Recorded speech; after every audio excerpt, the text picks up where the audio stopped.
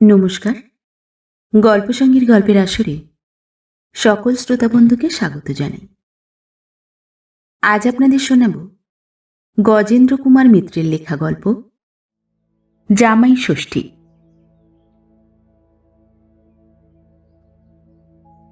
ইলিশ মাছ, মাংস, নূতন বেগুন, মিষ্টান্নের হাঁড়ি প্রভৃতি লইয়া প্রিয়নাথ ঘরমাক্ত কলেবরে বাড়ি ঢুকিলেন। ওগো শুনছ, এই হাঁড়িটা নামিয়ে নাও দেখি, আগে গেল বুঝি পড়ে।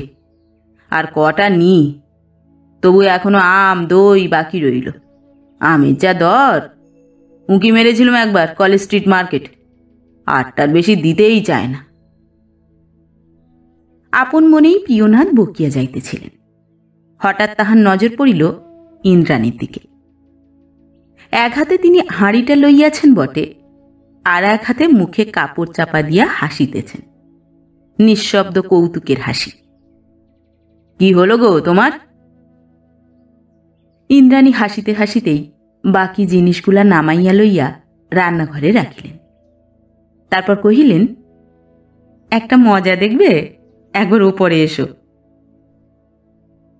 প্রিয়নাথ ইন্দ্রাণীর এই অবস্থায় অত্যন্ত বিস্মিত হইলেন।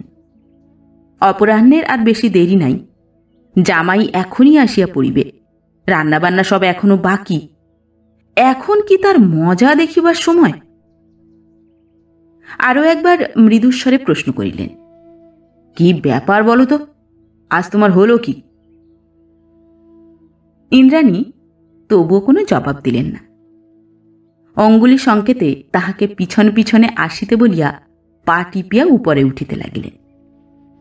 অগত্যা প্রিয়নাথও তাহার পিছু পিছু উপরে উঠিলেন এবং দোতলার সংকীর্ণ বারান্দাখানি পার হইয়া দালানে পৌঁছিলেন। গলির ভিতরে প্রিয়নাথবাবুর বাড়ি, কিন্তু খুব ভিতরে নয়। মোড়ের একখানি বড় বাড়ির ঠিক পিছনেই তাহাদের বাড়িটা পড়ে। সেই জন্য সামনের 3তলা বাড়িটা বড় রাস্তা আড়াল করিয়া থাকিলেও তাহাদের শয়নকক্ষের একটা জানালা হইতে এক ফালি রাস্তা দেখা যায়। ইন্দ্রাণীর সংকেত মতো প্রিয়নাথ নিঃশব্দে শয়নকক্ষের দ্বারের কাছে আসিয়া দেখিলেন, তাহাদের নববিবাহিতা কন্যা অনুকণা সেই জানালাটিতে দাঁড়াইয়া এক দৃষ্টে বড় রাস্তার দিকে চাহিয়া আছে। অনেকক্ষণ লোহার গরাদেতে কপাল চাপিয়া থাকার ফলে লৌহদণ্ডের 2টা রক্তিম ছাপ নিবিড় হইয়া ফুটিয়া উঠিয়াছে তাহার কপালের 2 দিকে। প্রথমে প্রিয়নাথ ব্যাপারটা বুঝিতে পারেন নাই, কিন্তু একটু পরে তাহার মুখে কৌতুকের হাসি দেখা দিল। তিনি একবার প্রসন্ন মুখে গৃহিণীর মুখের দিকে চাহিলেন, তাহার পর আগের মতোই চুপি চুপি নিচে নামিয়া আসিলেন। ইন্দ্রাণী নিচে আসিয়া মন্তব্য করিলেন, আজকালকার মেয়েদের আর বিয়ে হবার জো নেই, ব্যাস বর ছেড়ে একটি মিনিটও থাকা চলে না। প্রিয়নাথবাবু জবাব দিলেন, হ্যাঁ, দোষটা আজকালকার মেয়েদেরই বটে। তুমি ঠিক ওই জানলায় অমনি করে দাঁড়িয়ে থাকতে না, যেমন মা তেমনি মেয়ে হয়েছে, ওরার দোষটা কি? তিনি ইন্দ্রাণীর মুখের দিকে চাহিয়া হাসিলেন। ইন্দ্রাণী লজ্জায় লাল হইয়া তাড়াতাড়ি তাহার জন্য চা আনিতে গেলেন।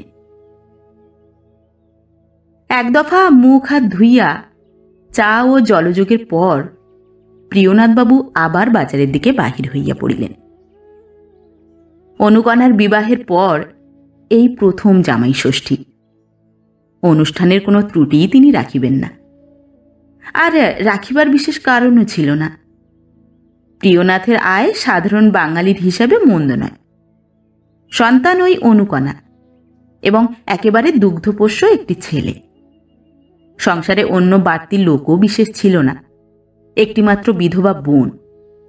তাহাতে বরং সাশ্রয়ী হইত, সে বোনেরও স্বতন্ত্র আয় ছিল। প্রিয়নাথ চলিয়া গেলে ইন্দ্রাণী তাড়াতাড়ি কাজে মন দিলেন। অনেক রান্না তখনও বাকি, বেলা আর বেশি নাই। ননদ শান্তির রান্না ভালো, তিনিই রাঁধিতেছিলেন। ইন্দ্রাণীর কাজ শুধু জোগাড় দেওয়া, কিন্তু এসব ব্যাপারে জোগাড় দেওয়াতেই খাটুনি বেশি। কিন্তু সহস্র কাজের মধ্যেও কথাটা ইন্দ্রাণী মন হইতে দূর করিতে পারেন নাই। বারবার তাহার নিজের যৌবনের কথা মনে হইতেছিল। ঠিক ওই বয়সেই তাহারও বিবাহ হইয়াছিল এবং ওইভাবেই প্রত্যহ তিনি স্বামীর আগমনের পথ চাহিয়া থাকিতেন। আশ্চর্য, সেই বিশেষ গরাদেটিতেই অনু মাথা রাখিয়াছে। শুধু কি এখানে? পিত্রালয়ে গেলেও তিনি স্বামীর আশীর্বাদ দিনটিতে বারবার রাস্তার দিকের বারান্দায় গিয়া দাঁড়াইতেন। এজন্য ভাই বোনদের কাছে কত লাঞ্ছনা সহিতে হইয়াছে। ভাগ্যিস তাহার বাড়িতে বেশি লোকজন নাই, নইলে আজ অনুকণারও রক্ষা থাকিত না। কথাটা মনে হইয়া ইন্দ্রাণী আপনা আপনিই হাসিয়া উঠিলেন। শান্তি ভ্রুকুটি করিয়া কহিলেন, মর, আপন মনে হেসে মরছিস কেন? কি হলো আজ তোর? দুজনে প্রায় এক বয়সী, এজন্য তুই তোকারি চলিত। ইন্দ্রাণী কহিলেন, তোর ভাইজির কাণ্ডটা একবার দেখে আয় না, সেই থেকে হাঁ করে রাস্তার পানে চেয়ে দাঁড়িয়ে আছে। শান্তির মুখখানা এক মুহূর্তের জন্য কেমন হইয়া গেল। এ রোগ তাহারও ছিল, কিন্তু একটু পরেই হাসিয়া কহিলেন, তাতে আর হয়েছে কি? তুই থাকতিস না অমনি করে দাদার জন্যে? ইন্দ্রাণী জবাব দিলেন, আমাকেই কি তোরা ছেড়ে দিয়েছিলি? কম যন্ত্রণা সইতে হয়েছে তার জন্যে? শান্তি কি একটা উত্তর দিতে গিয়া চাপিয়া গেলেন, কারণ অনুকণা তখন গামছা কাঁধে করিয়া নিচে নামিতেছিল, বোধহয় গা ধুইতে যাইবে। সিঁড়ির পাশেই রান্নাঘর। নিচে নামিয়া একবার দরজার কাছে থমকিয়া দাঁড়াইল। কি ভাবছ গা পিসিমা, বেশ গন্ধ ছেড়েছে। তখনও তাহার কপাল হইতে গরাদের দাগ মিলায় নাই। সেদিকে চাহিয়া মুখ টিপিয়া হাসিয়া পিসিমা জবাব দিলেন, তুই সারাদিন আছিস কোথায়? তোর বর খাবে, আমরা কেটে কেটে মরবো নাকি? আয় দেখি এদিকে, কোমর বেঁধে লাগ দেখি। বয়ে গেছে আমার, তোমরা নিমন্ত্রণ করেছ, তোমরা বুঝবে। সে মাথা দুলাইয়া কল ঘরের দিকে চলিয়া গেল। ইন্দ্রাণী কহিলেন, তোরও যেমন, ওর প্রাণ পড়ে আছে সেই জানালার দিকে, তবে নেহাত ভাবনটাও না করলে নয় তাই। খানিকটা পরে কি একটা কাজে ইন্দ্রাণী উপরে উঠিয়া দেখিলেন, শান্তির ঘরের বড় আয়নাটার সামনে দাঁড়াইয়া অনুকণা প্রসাধন করিতেছে। এই কাজটাতে সে খুব পটু নয়, তবু নিজেই করিতে যায়। চুল বাঁধা আর কিছুতে ঠিক হয় না, বারবার খুলিতেছে, বারবার বাঁধিতেছে। অনুকণা সুন্দরী নয়, মায়ের অসাধারণ রূপের কিছুই সে পায় নাই। বাবার ধাতে গিয়াছে, নিতান্ত সাধারণ চেহারা, কুৎসিত নয় এই পর্যন্ত। সেই জন্যই তাহার প্রসাধনের শখটা খুব বেশি, কিন্তু পারিয়া ওঠে না। দালানের ওপাশে তাহাদের আয়না বসানো আলমারিতে ইন্দ্রাণীর চেহারাটা প্রতিবিম্বিত হইয়াছিল। এখনো তাহার রূপ শিখার মতো। ললাটে সামান্য দুই একটি রেখা দেখা দিয়াছে হয়তো, কিন্তু দূর হইতে তাহা কিছুই বোঝা যায় না। সন্তানাদি বেশি না হয় দেহের বাঁধনি তখনও ভালোই আছে। সামান্য একটু মোটা হইয়াছে বটে, তবে সে কিছু নয়। সেদিকে চাহিয়া মেয়ের প্রতি মমতায় মন ভরিয়া উঠিল। আহা বেচারি, ভগবান উহাকে বঞ্চিত করিয়াছেন যখন, তখন সাজগোজ একটু দরকার বই কি। তিনি ঘরে ঢুকিয়া সস্নেহে কহিলেন, আয়, আমি মাথাটা ভালো করে বেঁধে দিই। অনুকণা ফোঁস করিয়া উঠিল, হ্যাঁ তবেই হয়েছে আর কি। তোমাদের সেসব সেকেলে চুল বাঁধা এখনকার দিনে চলে কি না? তাহলে আর আমি কারোর সামনে বেরোতেই পারবো না। তুমি যাও, আমি ঠিক বেঁধে নেব। তা বটে, মেয়ে বৎসর 2-3 স্কুলে গিয়াছিল, তাহাতেই এই। ইন্দ্রাণী হাসিয়া কহিলেন, একেবারে কারুর সামনে বেরোনো যায় না? হ্যাঁ রে, আমাদের তাহলে ঘেরাটোপ পরে থাকা উচিত বল? যা খুশি করগে যা। তিনি ক্ষুণ্ণ মনেই নিচে নামিয়া আসিলেন। তিনি কি এতই বুড়া হইয়া পড়িয়াছেন যে সাধারণ কাণ্ডজ্ঞানও নাই? মেয়ে কি মনে করে তাহাকে? ইন্দ্রাণী হিসাব করিয়া দেখিলেন মাত্র 18 বৎসর তাহার বিবাহ হইয়াছে। কিন্তু অত মনে হয় না। মনে হয় এই তো সেদিনের কথা, যখন তিনি নবোদ্ভিন্না কিশোরী। তাহাদের প্রণয়লীলা হইতে এখনকার কিশোরীদের প্রণয়লীলা তো কিছুমাত্র স্বতন্ত্র নয়। প্রত্যেক অভিব্যক্তিই তো এক। তবে ইহারা নবীনত্বে কি এত গর্ব করে? নিচে আসিতেই শান্তি একটা ফরমাস করিলেন। তিনি আশা করিয়াছিলেন যে তাহার উত্তরে ইন্দ্রাণী কিছু একটা পরিহাস করিবেন, কারণ ফরমাসের ভিতর অন্য অর্থ ছিল। কিন্তু ইন্দ্রাণী একটাও কথা না বলাতে বিস্মিত হইয়া ফিরিয়া চাহিলেন। কি হলো তোর বৌদি? মুখ অত ভার কেন? ইন্দ্রাণী মাথা নাড়িয়া কহিলেন, কই না, কিছু তো হয়নি। জোর করিয়া মুখে হাসি টানিয়া আনিলেও কথাটা তিনি কিছুতেই মন হইতে তাড়াইতে পারিলেন না। কাঁটার মতো খচখচ করিতেই লাগিল। এককালে শুধু তাহার রূপেরই গৌরব ছিল না, প্রসাধনেরও ছিল। মনে পড়ে বিবাহের পরও কত বাড়ির কুমারী মেয়ে কোণে দেখা দিবার পূর্বে তাহার কাছে প্রসাধনের পাট লইয়া গিয়াছে। জবরজং তিনি কোনোদিনই ভালোবাসিতেন না। উগ্র পাউডার বা আলতা বা রঙও তিনি কখনো ব্যবহার করেন নাই। কিন্তু তবু তাহার সহজ সুন্দর পরিপাট্যে সকলেই তখন মুগ্ধ হইত। অতি বড় খুঁতখুঁতে দৃষ্টির সামনেও তিনি পরীক্ষায় পাশ লইয়াছেন। আর এই কয়টা বৎসর যাইতে না যাইতেই তাহার কন্যা তাহাকে একেবারে বুড়ো হাবড়ার দলে ফেলিয়া দিল। অথচ এই অনুকণা জন্মিবার পরই ঘটনাটা ইন্দ্রাণীর মনে পড়িয়া গেল। তাহার সুতিকার মতো হইয়া চেহারা খুব খারাপ হইয়া যায়। ঠিক সেই সময় লাহোর হইতে চিঠি আসিল যে দীর্ঘ 12 বৎসর পরে তাহার জ্যাঠ শ্বশুর বাড়ি আসিতেছেন, এবং আসিতেছেন শুধু ইন্দ্রাণীকে দেখিবার জন্যই। শ্বশুর তো ভাবিয়াই আকুল। স্পষ্টই একদিন বলিলেন, বৌমা, তোমার রূপের কত প্রশংসা করে চিঠি লিখেছি, এখন এই অবস্থায় দেখে দাদা কি মনে করবেন কে জানে। ইন্দ্রাণী হাসিয়াছিল সেদিন মনে মনে। তাহার পর জ্যাঠ শ্বশুর যখন সত্যি সত্যিই আসিয়া পৌঁছিলেন এবং ইন্দ্রাণীকে ডাক পড়িল, তখন ইন্দ্রাণীকে দেখিয়া শুধু জ্যাঠামশাই বিস্মিত হন নাই, তাহার শ্বশুরও হইয়াছিলেন।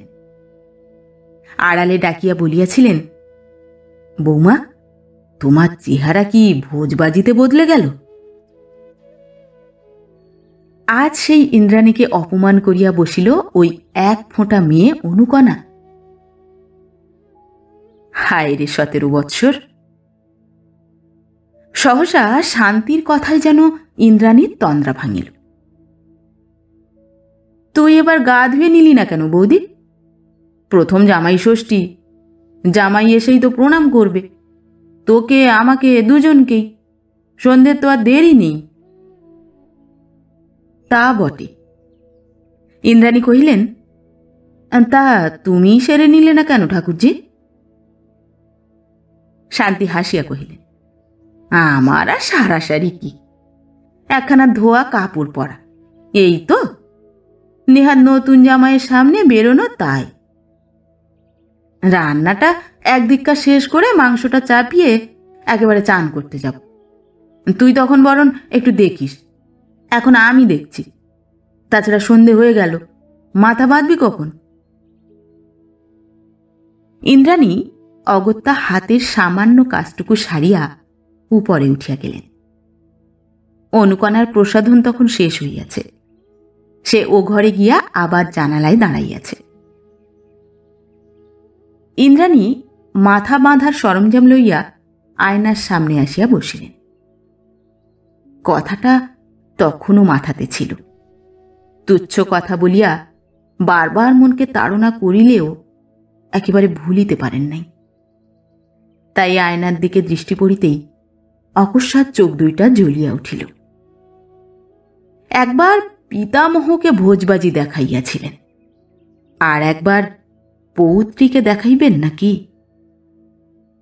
মেয়েকে তাহার ধৃষ্টতার উপযুক্ত জবাব দেওয়া হয় তাহা হইলে দোষ কি? বেমানান দেখাইবে? কিন্তু কেন? কি এমন বয়স হইয়াছে তাহার যে সাজগোজ একেবারেই বাদ দিতে হইবে? ইন্দ্রাণী মনে মনে বিষম উত্তেজিত হইয়া উঠিলেন। একটু যে লজ্জাবোধ না হইতেছিল তা নয়, কিন্তু তিনি মনকে বারবার বুঝাইতে লাগিলেন যে ইহাতে কিছুমাত্র দোষ নাই। জামাইয়ের সামনে একটু পরিষ্কার হইয়া বাহির হওয়াই প্রয়োজন। আর তিনি তো এমন কিছু ঘটা করিতেছেন না। কেহ হয়তো টেরই পাইবে না যে তাহার সেদিনকার বেশভূষায় কিছু পারিপাট্য আছে। মাথা বাঁধিবার সময় ইন্দ্রাণীর হাত কাঁপিতে লাগিল। প্রসাধন শেষ করিয়া কাপড় বদলাইতেছেন, এমন সময় নিচে জামাতার কণ্ঠস্বর শোনা গেল। ঝিকে প্রশ্ন করিতেছে, মা কোথায় হরির মা? দ্রুত হাত চালাইয়া কাপড় পরা শেষ করিয়া ফেলিলেন তিনি। অনিল ইহারই মধ্যে আসিয়া গেল। সবে তো সন্ধ্যা হইয়াছে। প্রিয়নাথবাবুও ফেরেন নাই যে তিনি অভ্যর্থনা করিবেন। শান্তির তখনও স্নান পর্যন্ত সারা হয়নি। না, তাহাকেই আগে দেখা দিতে হইবে, উপায় নাই। ততক্ষণে অনিলের পদশব্দ সিঁড়িতে শোনা যাইতেছে। অনুকণা মাথায় কাপড়ের প্রান্তভাগটুকু তুলিয়া দিয়া বাহিরে আসিয়া দাঁড়াইল। দালানের বড় আলোটা সে আগেই জ্বালিয়া দিয়াছিল। সিঁড়ি দিয়া উঠিয়া উজ্জ্বল আলোতে আগে তাহাকেই নজরে পড়ে এমনই একটা গোপন ইচ্ছা বোধ হয় ছিল। হইলেও তাহাই। চোখে চোখে মিলিতেই প্রচ্ছন্ন হাসি ফুটিয়া উঠিল দুজনের চোখে। তবু রীতির অনুরোধে অনিল প্রশ্ন করিল, মা কোথায়? তাকে প্রণাম করতে হবে যে। অনুকণা ডাকিল, মা। মৃদু চাপা কণ্ঠে উত্তর আসিল, এই যে যাই। তাহার পরই ইন্দ্রাণী বাহিরে আসিয়া দাঁড়াইলেন। উজ্জ্বল আলো তাহারও মুখে চোখে আসিয়া পড়িয়াছে। ফিরিয়া দাঁড়াইয়া সেদিকে চোখ পড়িতেই বিস্ময়ে অনিল যেন পাথর হইয়া গেল। শাশুড়িকে সে তো কয়েকবারই দেখিল, কিন্তু তিনি কি এত রূপসী? তার এত অল্প বয়স? সে পলকহীন চোখে চাহিয়াই রহিল। প্রণাম করার কথা মনেও পড়িল না। অনুকণারও বিস্ময়ের সীমা ছিল না। সহজ কবরী রচনা, সামান্যতম পাউডার এবং সাধারণ একখানা ঢাকাই শাড়ি এমন ইন্দ্রজাল রচনা করিতে পারে? আশ্চর্য। ইন্দ্রাণী যখন প্রসাধন করিয়াছিলেন তখন একমাত্র কন্যার অবহেলায় প্রতিশোধ লইবার ইচ্ছাটাই নেশার মতো পাইয়া বসিয়াছিল। আর কোনো কথা তাহার খেয়াল ছিল না। জামাতার কথাটাও তিনি ভুলিয়া গিয়েছিলেন। এখন অনিলের বিস্মিত ও মুগ্ধ দৃষ্টির দিকে চাহিয়া তিনি লজ্জায় মরিয়া গেলেন। ছি ছি, জামাই কি ভাবিতেছে? কেন মরিতে তিনি এ কাজ করিলেন? এখন যে ছুটিয়া পালাইবারও উপায় নাই। ইন্দ্রাণী মাথা নত করিতে অনিলেরও সম্বিত ফিরিয়া আসিল। সে অগ্রসর হইয়া আসিয়া তাহার পায়ের কাছে 4টি টাকা রাখিয়া প্রণাম করিল। পিসিমা কোথায় মা? আসছেন বাবা, তুমি ও ঘরে বসো, আমি পাঠিয়ে দিচ্ছি। বলিয়া তিনি একরকম ছুটিয়াই শান্তির ঘরে ঢুকিয়া পড়িলেন। তখন মনে হইতেছে ধরিত্রী দ্বিধা হও। পিছন হইতে জামাতার কণ্ঠস্বর কানে আসিল। চুপি চুপি অনুকণাকে বলিতেছে, মাকে বেশ মানিয়েছে না? একটা শুষ্ক হুঁ বলিয়া অনুকণাও এ ঘরে আসিল। তখন তাহার বিস্ময় রীতিমতো উষ্মায় পরিণত হইয়াছে। সে আসিয়া চাপা গলায় ভৎসনার সুরে মাকে বলিল, ছি ছি, মা কি করেছ? জামাইয়ের সামনে এমনি করে বেরোয়? কি মনে করলেন উনি বলো দেখি? তুমি না হয় লজ্জা শরমের মাথা খেয়েছ, আমরা মুখ দেখাই কি করে? খুব বিচলিত না হইলে এ ভাষা অনুকণার মুখ দিয়া বাহির হইত না। জবাব ইন্দ্রাণীর মুখের কাছেই আসিয়াছিল। একবার ভাবিলেন তিনি যে বলেন, কেন রে, আমি তো কিছুই জানি না। তাছাড়া তোর মতো রুজ, লিপস্টিক, পেন্ট, রঙিন কাপড় কিছুই তো ব্যবহার করিনি। তবে তোর অত ঝাল কেন? কিন্তু কি যেন একটা দুর্নিবার লজ্জা আসিয়া তাহার কণ্ঠ রোধ করিয়া ধরিল। তিনি কোনো কথাই কহিতে পারিলেন না। কন্যার উপর বিজয়গর্বের কণামাত্র তাহার ভোগ করা হইল না। দ্রুত পদে নিচে নামিয়া গেলেন। কিন্তু সিঁড়ি দিয়া নামিতেই প্রিয়নাথের সহিত দেখা হইয়া গেল। তখন দ্বিতীয় দফার বাজার সারিয়া ফিরিতেছিলেন। বাড়িতে ঢুকিতে ঢুকিতে প্রশ্ন করিলেন, কি গো, জামাই এসে গেছে নাকি? তখন আলো আঁধারে অতটা ঠাওর হয় নাই। এখন উঠানে পা দিতেই ইন্দ্রাণীর দিকে চাহিয়া চোখ ধাঁধিয়া গেল তাহার। মুহূর্তের জন্য হয়তো চোখে মুগ্ধ দৃষ্টিও ফুটিয়া উঠিল, কিন্তু পরক্ষণেই ঈষৎ বিদ্রূপের সুরে কহিলেন, এ করেছ কি? আজকের দিনে এমনি করে সাজে? জামাই দেখলে কি ভাববে বলো দেখি? হয়তো মনে করবে যে তুমিই তার মন ভোলাতে চাও। চুপ! অকস্মাৎ ইন্দ্রাণী ঢাকাই শাড়ির আঁচলটা গা হইতে খুলিয়া লইয়া চটচড় করিয়া খানিকটা ছিঁড়িয়া ফেলিলেন। তাহার পর হাঁপাইতে হাঁপাইতে রুদ্ধ কণ্ঠে কহিলেন, হলো তো? বাপ বেটির মনস্কামনা সিদ্ধ হলো তো? এখন হরির মার একখানা ছেঁড়া কাপড় এনে দাও, পরি। হতভম্বের মতো খানিকটা চাহিয়া থাকিয়া প্রিয়নাথ কহিলেন, কি হলো আবার? হবে আবার কি? আমি তোমাদের বাড়ির দাসী বাঁধি, সে কথা ভুলে একখানা ফর্সা কাপড় পরেছিল, এই তো আমার অপরাধ। যাক, সে অপরাধ আর হবে না। ওই হরির মার কাপড় পরেই জামাইয়ের সামনে বেরোবো। শান্তি রান্নাঘর হইতে বাহির হইয়া আসিয়া কহিলেন, কি হয়েছে বৌদি?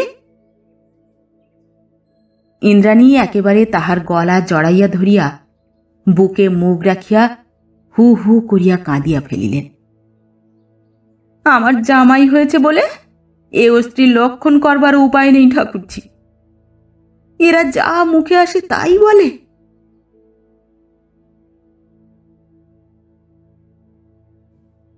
নমস্কার। পরবর্তী গল্প নিয়ে খুব শিগগির ফিরে আসছি। ততক্ষণ সবাই ভালো থাকবেন, সুস্থ থাকবেন।